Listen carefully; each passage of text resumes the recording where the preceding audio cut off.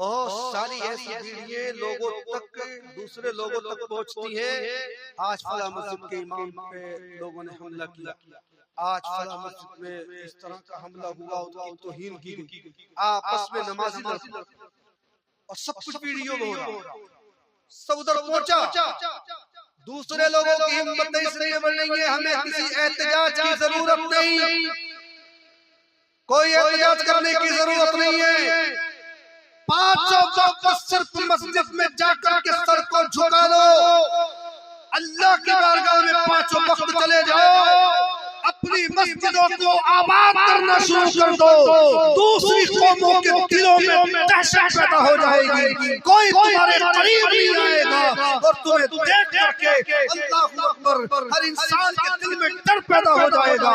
تم ہی اپنی مسجدیں چھوڑ دو گے تو دوسرے لوگوں کی ہمتیں پیدا ہوتی ہیں. اس لیے اپنی مساجد کو آباد کرو، اپنی مسجدوں میں جا جا کے پانچوں وقت سر کو سجدے میں رکھ کے خدا سے مانگو گے، مسجد کی حفاظت مانگو، اپنی جان کی حفاظت مانگو، اپنے مال کی حفاظت مانگو، اپنے ایمان کی حفاظت مانگو. کہیں احتجاج کی ضرورت نہیں، وہاں وہ بارگاہ ہے، اس سے بڑی بارگاہ کوئی بارگاہ نہیں. جو جہاں سے ملتا ہے وہ کسی بارگاہ سے نہیں ملتا، بلکہ سب کچھ ملتا ہے اسی بارگاہ سے. اسی بارگاہ باقی ہمیں کوئی فکر کرنے کی ضرورت نہیں ہے. کچھ لوگ وہاں تک پہنچ گئے سلطان الہند تک، ہمیں فکر کی ضرورت نہیں، اس لیے کہ وہ بادشاہ ان کو ہندوستان کا کسی عام آدمی نے نہیں بنایا، بلکہ انہیں بادشاہ ہمارے آقا جناب محمد رسول اللہ نے انہیں بنایا. انہیں کوئی ہٹا نہیں سکتا. ایڑی چوٹی کے زور تو اس وقت بھی لگائے گئے تھے، اس وقت نہ اٹھا سکے. یہ میں اس لیے لگایا گیا کہ میں آپ تک آواز پہنچائے، تو یہ میری آواز آپ تک پہنچا رہا ہے. یہ کوئی کمال کی بات نہیں ہے، یہ تو بنایا ہی اس لیے گیا ہے. یہ روشنی دے رہا ہے، یہ بلب لگا کر کے روشنی دے رہا ہے، تو اس میں کوئی کمال نہیں ہے. اس کو بنایا ہی اس لیے گیا ہے. آپ کرسی پہ بیٹھے سکون کے ساتھ، کرسیوں کو اس لیے بنایا گیا ہے آپ سکون کے ساتھ بیٹھے، اس میں کوئی کمال کی بات نہیں ہے. مگر بتاؤ جوتی کو کس لیے بنایا جاتا ہے؟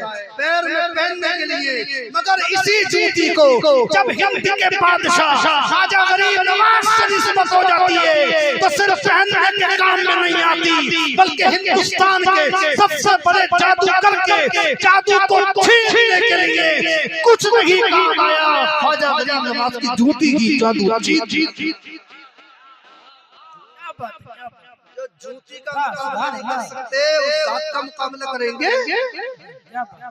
جوتی کا مقابلہ نہ کر سکے ان کی بڑے سے بڑا جادوگر، سب سے بڑا جادوگر ہندوستان کا آیا خواجہ غریب نواز.